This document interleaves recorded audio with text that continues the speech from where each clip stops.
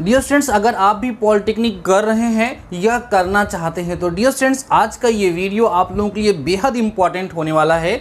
इस वीडियो को आप कंप्लीट जरूर से ज़रूर देख लीजिएगा। Dear students, first of all मैं आप लोगों से ये कहना चाहूँगा कि आधा अधूरा ज्ञान बहुत ही ज़्यादा खतरनाक होता है, इसलिए इस कंप्लीट वीडियो को जब आप देखेंगे तो ईयर बैग क्या होता है, बैग पेपर क्या होता है, ग्रेस मार्क्स क्या होते हैं और ग्रेस मार्क्स कितने दिए जाते हैं पॉलिटेक्निक सेमेस्टर एग्ज़ाम में, और पहले का क्या सिस्टम था, वो सारी की सारी बातें आज की इसी पर्टिकुलर वीडियो में आप लोगों के साथ डिस्कस करने वाला हूँ। हो सकता है वीडियो थोड़ा सा लेंदी हो जाए, लेकिन जो इन्फॉर्मेशन आज की इस वीडियो से मैं आपको प्रोवाइड कराना चाहता हूँ, अगर आपने इस वीडियो को पूरा देखा तो 100% आपको समझ में आ जाएगा और कोई और वीडियो देखने की आपको ज़रूरत नहीं पड़ेगी। आइए डियर स्टूडेंट्स चलते हैं अपने टॉपिक पर और डिस्कस करना स्टार्ट करते हैं। डियर स्टूडेंट्स, आप यहाँ पर देख पा रहे होंगे लिखा हुआ है UP polytechnic back rule. Back rule UP polytechnic का क्या है? अगर हमारे इस वीडियो को अदर स्टेट के स्टूडेंट्स देख रहे हैं तो वो पहले ये जान लें कि आपके यहाँ ये रूल फॉलो होगा या नहीं होगा, इस बात की कोई गारंटी नहीं है। ये पर्टिकुलर जो नोटिफिकेशन जो रूल है ये लेटेस्ट अपडेट है यूपी पॉलिटेक्निक वाले हमारे डियर स्टूडेंट्स के लिए। आप लोगों के लिए ज़रूरत होगी तो मैं अलग से वीडियो बना दूंगा। डियर स्टूडेंट्स, यहाँ पर देखिए हमने जो बैक है उसको 3 कैटेगरी में कैटेगराइज किया है। आराम से समझिएगा, बहुत ज़्यादा इंपॉर्टेंट लेक्चर है, पूरा देखिएगा, पूरा वीडियो पूरा लेक्चर देखिएगा। देखने के बाद अपने दोस्तों के साथ ज़रूर शेयर कर दीजिएगा और आपको पूरा समझ में आ गया या नहीं ये कमेंट सेक्शन में ज़रूर बताइएगा, ठीक है। यहाँ पर डियर स्टूडेंट देखिए हमने बैक पेपर, ग्रेस मार्क्स, साथ ही साथ ईयर बैग, इन तीनों पर चर्चा करने के लिए यहाँ पर टॉपिक बनाया है। सबसे पहले मैं आपको बताऊंगा कि पेपर बैग क्या होता है, ग्रेस मार्क्स क्या होते हैं और किनको ग्रेस मार्क्स मिलते हैं, कितने सब्जेक्ट में ग्रेस मार्क्स मिलते हैं, ये बात हम लोग डिस्कस करेंगे। फिर हम आपको ये समझाएंगे कि ईयर बैग कब लग जाता है और ईयर बैग लगने पर क्या होता है, सारी चीज़ें डिस्कस करेंगे। अगली चीज़ ये है डियर स्टूडेंट्स, यहाँ पर देखिएगा इन 3 टॉपिक्स के बारे में हम डिस्कस करेंगे, लेकिन प्रीवियस रूल को लेकर के और प्रेजेंट रूल को एक दूसरे को इंटरकनेक्ट करते हुए इसको हम लोग डिस्कस करेंगे। क्यों? आप कहोगे सर जो पुराना बीत गया उससे क्या मतलब है, उसको समझने की क्या ज़रूरत है? नहीं डियर स्टूडेंट्स, जब आप लोग यूट्यूब पे सर्च करते हैं, गूगल करते हैं तो पता चलता है कि पुराना रूल कहीं से आपको मिल जाता है तो आप कन्फ्यूज़ होते हैं। इसलिए पुराना रूल क्या था, अब क्या रूल है, ये आपको जब पता होगा तो आपको किसी प्रकार का कोई कन्फ्यूज़न नहीं होगा। क्योंकि जब बच्चों का ईयर बैक आता है या किसी सब्जेक्ट में बैक लग जाता है या उनकी मार्कशीट में ग्रेस मार्क्स लिख करके चला आता है तो वो लोग बहुत परेशान होते हैं और तमाम लोगों से पूछते हैं। मान लीजिए आप किसी पुराने स्टूडेंट से बात करते हैं जिसके समय में रूल कुछ और था तो आपको कुछ और बताएगा, इसलिए पूरा ध्यान से देख लीजिए। तो डियर स्टूडेंट्स, ये जो प्रीवियस रूल है ये ईयर सिस्टम जब था तब की बात है। क्या ईयर सिस्टम था सर? आपको पता है कि यूपी पॉलिटेक्निक आपका 3 ईयर का डिप्लोमा होता है जो ग्रुप ए से कर रहे हैं, बाकी सबके लिए अलग अलग है। कुल मिलाकर के 1 साल पूरी पढ़ाई होती थी और उसका एग्ज़ाम होता था जब ईयर वाला सिस्टम था तब। अब डियर स्टूडेंट जो प्रेजेंट रूल है उसमें सेमेस्टर रूल चल रहा है और इस समय नॉर्मली हम बात करें डियर स्टूडेंट्स तो आपको 6 सेमेस्टर की पढ़ाई करनी होती है ना, 6 सेमेस्टर पढ़ने होते हैं, जिसमें से जो हमारा 1, 3 और 5 है इसको डियर स्टूडेंट्स हम लोग क्या बोलते हैं, ऑड सेमेस्टर बोलते हैं, और हमारा जो 2, 4 और 6 है इसको हम लोग डियर स्टूडेंट्स इवन सेमेस्टर के नाम से जानते हैं। इसको विषम सेमेस्टर बोलते हैं, इसको सम सेमेस्टर के नाम से जानते हैं। जबकि इसमें क्या होता था डियर स्टूडेंट्स, फर्स्ट ईयर होता था, सेकेंड ईयर होता था और थर्ड ईयर होता था। तो ये पुरानी पद्धति थी। अब आप कहोगे सर ये सिस्टम लगा कब से? तो डियर स्टूडेंट ध्यान रखिएगा, ये जो सिस्टम आया है 2016-17 का जो सत्र था तब से जो है सेमेस्टर का रूल चल रहा है। तो अभी आप लोग किसके अंतर्गत आते हैं? सेमेस्टर के अंतर्गत आते हैं। ये क्या था इससे बहुत ज़्यादा आपको मतलब नहीं, फिर भी ऐसे लाइटली आप लोग समझते चलेंगे और इसको भी समझते चलेंगे तो आप समझ पाएंगे क्या अपडेट आई है और उससे क्या आपको प्रॉफिट क्या आपको लॉस होता है। वीडियो बहुत इंपॉर्टेंट है, मैं बार बार बोल रहा हूँ, पूरा ज़रूर देखिएगा, ठीक है। आइए सबसे पहले हम लोग समझते हैं कि भाई ये पेपर बैग क्या होता है। पहला टॉपिक हम लोग बात करेंगे बच्चों, पेपर बैग क्या होता है, ठीक है। ये हमारा यहाँ से लिख करके चलते हैं, टॉपिक वाइज डिस्कस करते हैं, ठीक है। टॉपिक पे डिस्कस करेंगे हम लोग डियर स्टूडेंट्स की पेपर बैग क्या होता है, ठीक है। पेपर बैग का क्या मतलब होता है? देखो डियर स्टूडेंट, किसी भी पेपर में 33 मार्क्स से कम नंबर पाना उस पेपर में बैक कहलाता है। अभी पहले पूरी बात सुन लीजिएगा, मैंने बोला है कि आधा अधूरा ज्ञान खतरनाक होता है, नहीं तो आप तुरंत कमेंट कर देते हैं नहीं सर ऐसा नहीं है ऐसा होता है, सब कुछ बताऊंगा, पहले पूरा सुनिए। क्या मतलब है बच्चों कि अगर हम लेस देन 33 मार्क्स पाते हैं, लेस देन 33 मार्क्स, जैसा कि आपको पता है कि 50 नंबर का आपका एग्ज़ाम होता है तो वो हो गया 17 मार्क्स, ठीक है। अगर 17 नंबर से कम हम पाते हैं किसी पेपर में तो उस पेपर में या उस सब्जेक्ट में आपकी बैक हो जाती है। क्या हो जाती है? बैक हो जाती है।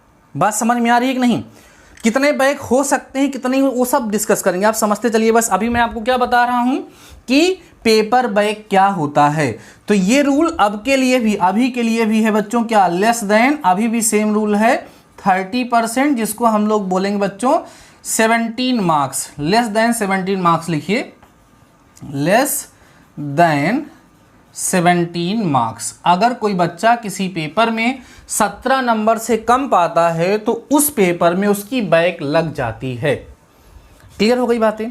अब सपोज कर लीजिए किसी बच्चे का किसी पेपर में बैक लग गया। सपोज करिए किसी बच्चे ने, ध्यान दो डियर, बात को समझते चलिएगा, सारे टॉपिक पे डिस्कस करूंगा, एकदम जबरदस्त तरीके से समझ में आएगा। सपोज करिए किसी बच्चे का एक पेपर में, ठीक है, एक पेपर में 12 मार्क्स आ गया, ठीक है, और ये रूल अभी भी यही है, तब भी यही था, अब भी यही है, ठीक है, ये समझते चलिएगा। अगर वो बच्चों 12 मार्क्स पा जाता है और एक दूसरे पेपर में वो 10 मार्क्स पा जाता है, तो इसका मतलब उसका बच्चों कितने सब्जेक्ट में, कितने पेपर में बैक है? 2 पेपर में बैक है, क्योंकि 2 पेपर में वो लेस देन 17 मार्क्स पा रहा है। एक में पाया है तो एक पेपर में बैक है, 2 में आया है तो 2 में उसका बैक है, 3 पेपर में कम नंबर पाया है 17 से, तो इसका मतलब 3 पेपर में उसका बैक है। ऐसे ही बैक है, 4 पेपर में आया तो 4 पेपर में बैक हो गया, 5 में आया तो 5 में बैक हो गया, 6 आया 6 में बैक हो गया, ठीक है। तो कब ईयर बैक हो गया वो भी मैं बताने वाला हूँ, मैंने बोला ना पूरा वीडियो देखिएगा। ये बात क्लियर हो गई। अब बात ये होती है डियर स्टूडेंट्स कि ये मान लो किसी बच्चे की इस 2 सब्जेक्ट में या 3 सब्जेक्ट में बैक आ गई। अब अगर किसी बच्चे की 2 सब्जेक्ट में बैक आ गई तो बात ये होती कि बैक क्लियर कैसे होगी, उस बैक में, उस पेपर में अब वो पास कैसे होगा। तो डियर स्टूडेंट्स उसके पास होने का 2 तरीका है। वो एक तो पहला होता है कि बैक पेपर एग्जाम देगा। ध्यान दो डियर स्टूडेंट्स, क्या देगा? बैक पेपर एग्जाम देगा, पहला तरीका है। या दूसरा ऑप्शन उसके पास है कि उसको ग्रेस मार्क्स दिए जाएंगे। उस सिचुएशन में उसको एग्जाम नहीं देना पड़ेगा और उसकी बैक वैसे ही क्लियर हो जाएगी। क्या समझ रहे हैं? बैक, किसी पेपर में बैक आने का क्या मतलब है? क्लियर हो गया। अब बात ये हो रही कि किसी पेपर में अगर बैक आ गई है तो उस बैक को क्लियर कैसे कर सकते हैं, उसमें हम पास कैसे हो सकते हैं। तो उसका 2 तरीका है, एक बैक पेपर एग्जाम दे करके, एक ग्रेस मार्क से। अब डियर स्टूडेंट्स पहला ऑप्शन होता है कि ग्रेस मार्क। जब बच्चा ग्रेस मार्क से पास नहीं होता है तो उस सिचुएशन में उसको क्या, ये दूसरा वाला ऑप्शन उसको चुनना पड़ता है। अब ये ग्रेस मार्क्स कितने का मिलता है, आइए इस पर चर्चा कर लेते हैं। अगर हम प्रीवियस सिस्टम की बात करें बच्चों तो पहले जो है 10 मार्क्स का ग्रेस दिया जाता था। कितने सब्जेक्ट में? 2 सब्जेक्ट में। क्योंकि 2 सब्जेक्ट से ज़्यादा सब्जेक्ट में अगर कोई बच्चा पहले 1 साल में फेल होता था तो उसका ईयर बैक लग जाता था। मीन्स अगर वो फर्स्ट ईयर में है तो उसको फिर से फर्स्ट ईयर में पढ़ना पड़ेगा, सेकेंड ईयर में है तो उसको स्टार्टिंग से सेकेंड ईयर में पढ़ना पड़ेगा, थर्ड ईयर में है तो उसको स्टार्टिंग से थर्ड ईयर में पढ़ना पड़ेगा। क्लियर हो गई बातें? समझ गए? लेकिन ये जो बात को समझने का प्रयास करो मेरे प्यारे बच्चों, मैं क्या बता रहा हूं कि अगर उसका बैक था, जैसे सपोज करो 2 पेपर में, फर्स्ट 2 पेपर में उसकी बैक थी, ठीक है। एक पेपर में डियर स्टूडेंट्स उसको मिला था 16 मार्क्स और दूसरे पेपर में उसको मिला था बच्चों 12 मार्क्स, ठीक है। तो इस सिचुएशन में पहले का नियम बता रहा हूं, अभी अब वाला भी डिस्कस करूंगा। तो इसमें उसको केवल 1 नंबर मिल जाएगा, वो 17 नंबर पा जाएगा। इसमें उसको 5 नंबर मिल जाएगा, 17, दोनों में पास हो गया। उसको 6 नंबर का ग्रेस यहाँ पर दे दिया गया, वो पास हो गया। लेकिन इस ग्रेस मार्क की भी एक लिमिट है कि 10 नंबर से ज़्यादा ग्रेस मार्क नहीं दिया जा सकता है, और वो भी ग्रेस मार्क 2 ही सब्जेक्ट में दिया जाएगा। ऐसा नहीं है कि मान लो कोई बच्चा 3 सब्जेक्ट में कि 16 16 16 पाया है, तो कहेंगे भैया 10 नंबर का ग्रेस मार्क तो मिलता ही मिलता है, तीनों एक नंबर का दे दो। तो ऐसा नहीं है, ग्रेस जो है वो केवल 2 सब्जेक्ट में ही लगेगा। अगर 2 से अधिक सब्जेक्ट हैं तो वहां पर ग्रेस नहीं दिया जाता था, ये पहले का नियम है। क्लियर हो गई बातें? तो डियर स्टूडेंट्स, अगर ऐसी सिचुएशन मिल रही है तो उसको ग्रेस मिल जाता था और वो बच्चा पास हो जाता था, नेक्स्ट ईयर में चला जाता था, उसको बैक पेपर एग्जाम देने की जरूरत नहीं पड़ती थी। लेकिन बच्चों ये मानिए कि सपोज करो कि कोई बच्चा एक पेपर में 10 नंबर पाया और दूसरे पेपर में भी वो 10 ही नंबर पाया। अब इसको इसमें पास होने के लिए 7 नंबर चाहिए तब 17 होगा, इसमें 7 नंबर चाहिए तब इसका 17 होगा। तो 7 7 14 नंबर का उसका ग्रेस चाहिए, जबकि ग्रेस कितने नंबर का मिलता है? 10 ही नंबर का मिलता है। जब 10 ही नंबर का उसको ग्रेस मिलता है तो उस सिचुएशन में ये क्या होगा बच्चों? उस सिचुएशन में इसको पास होने के लिए दूसरा ऑप्शन चूज करना पड़ेगा, मीन्स उसको बैक पेपर एग्जाम देना पड़ेगा। इस बैक पेपर एग्जाम के माध्यम से इन दोनों पेपर को क्लियर करना पड़ेगा। ये बैक पेपर एग्जाम कब होता था? वो पहले का रूल था, जब एग्जाम होता था बैक पेपर उसके साथ उसका हो जाता था, ये पुराना रूल था। अब की हम लोग बात करते हैं, अब डियर स्टूडेंट्स हम बात करते हैं कि अब क्या है। अभी भी दोनों सिस्टम है बच्चों, ग्रेस मार्क्स से बच्चा अपना बैक क्लियर कर सकता है या वो बैक पेपर एग्जाम दे सकता है, बैक पेपर एग्जाम दे सकता है। डियर स्टूडेंट्स, अभी भी 10 मार्क्स का ही ग्रेस लगता है, 10 मार्क्स का ही ग्रेस लगता है, लेकिन वो 2 सब्जेक्ट में लगता है, 2 से अधिक सब्जेक्ट में नहीं लगता। समझ में आ रही बातें? अब जैसे मान लीजिए कि अगर कोई बच्चा, अगर ग्रेस लगेगा 2 पेपर में, अगर फेल है तो अगर ग्रेस लगेगा तो दोनों सब्जेक्ट में लगेगा, नहीं तो नहीं लगेगा। जैसे ऐसा नहीं होगा कि मान लो कोई बच्चा एक पेपर में 12 नंबर पाया था, दूसरे में 10 पाया था, इसमें 5 दे करके उसको 17 पास कर दिया गया, इसमें 5 दिया गया तो 15 पहुंचेंगे। तो इसका मतलब ये नहीं हुआ ये आपका क्लियर हो गया और इसका आपको एग्जाम देना, ऐसा नहीं है। अगर ग्रेस दिया जाएगा तो दोनों में दिया जाएगा और ग्रेस नहीं दिया जाएगा तो नहीं दिया जाएगा। मतलब अगर आप ग्रेस की कैटेगरी में हैं दोनों पेपर में तो उस सिचुएशन में आपको ग्रेस दे करके आपको पास कर दिया जाएगा और आपको एग्जाम नहीं देना पड़ेगा, बैक पेपर एग्जाम देने की आवश्यकता नहीं पड़ेगी। आई होप आप समझ पाए होंगे कि ग्रेस दिया जाएगा तो दोनों में, ऐसा नहीं है कि एक में ज़्यादा नंबर से फेल हैं, एक में कम नंबर से फेल हैं, जिसमें कम नंबर में फेल हैं उसमें ग्रेस देकर के पास कर दिया गया, बाकी एक पेपर में बैक पेपर एग्जाम देकर के हम पास हो जाएंगे, तो ऐसा रूल नहीं है। अगर ग्रेस पेपर में आपको जो है पास किया जाएगा, मतलब ग्रेस मार्क्स देकर के आपको पास किया जाएगा, तो उस सिचुएशन में क्या होगा, दोनों में दिया जाएगा या तो फिर एक में भी नहीं दिया जाएगा। तो ये बात हो गई, बैक पेपर एग्जाम देना पड़ेगा, ठीक है। अगर ग्रेस मार्क्स से नहीं पास होते हैं तो आपको बैक पेपर एग्जाम देना पड़ेगा।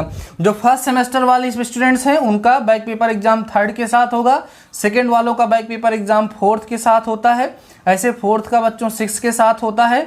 अगर किसी का 6th सेमेस्टर में बैक लगता है तो उसके लिए बड़ी प्रॉब्लम होती है, उसके लिए अलग प्रावधान है, कभी डिस्कस करेंगे। वैसे आप लोग ये प्रयास करिएगा कि 6th सेमेस्टर में किसी का बैक ना लगे, नहीं तो परेशानी बढ़ जाती है, ठीक है।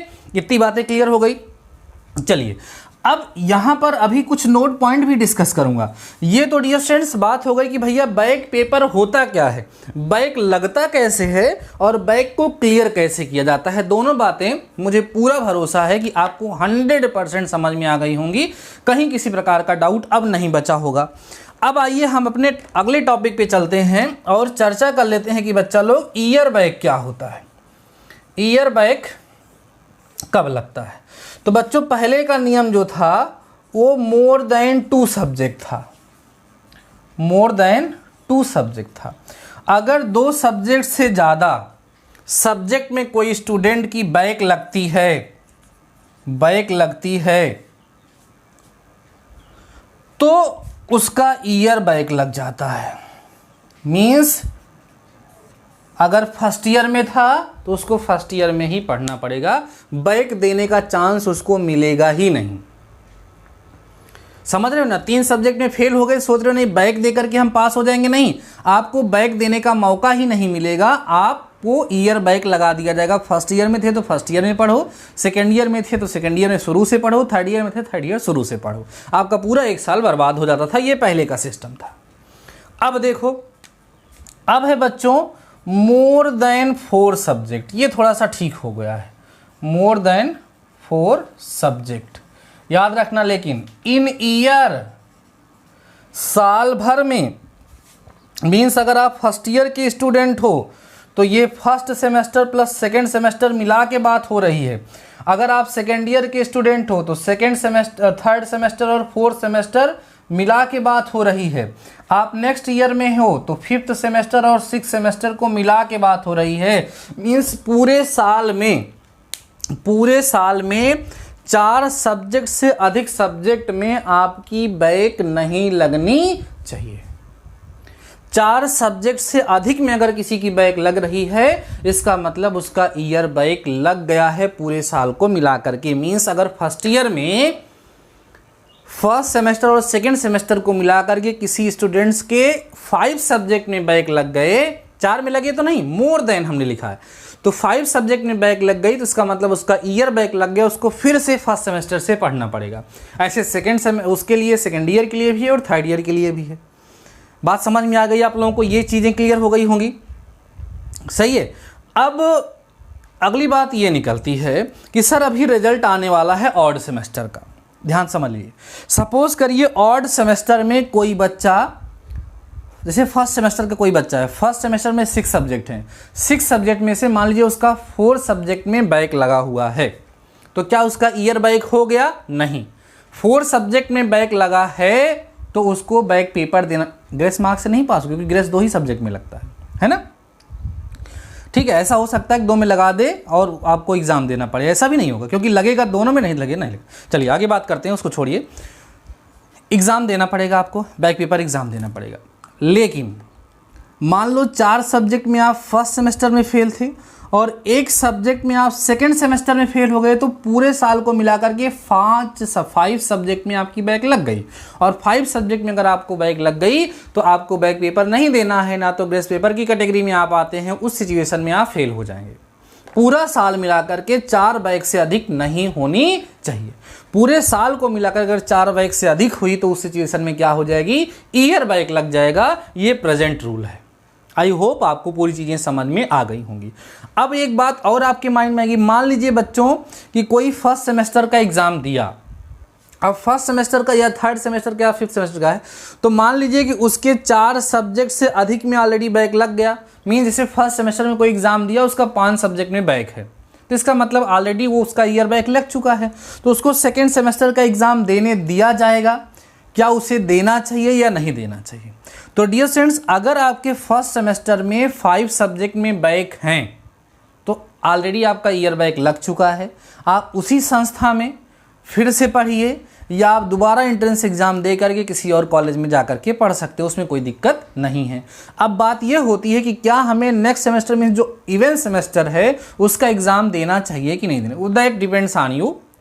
आप एग्ज़ाम दे भी सकते हैं, नहीं भी दे सकते, उसको देने से बस आपका नॉलेज बढ़ेगा, इतना ही फ़ायदा हो सकता है, बाकी पास होने का कोई चांस अब नहीं है। इस चीज़ को आप लोग विशेष रूप से ध्यान रखेंगे। अगला कुछ नोट पॉइंट है डियर स्टूडेंट्स।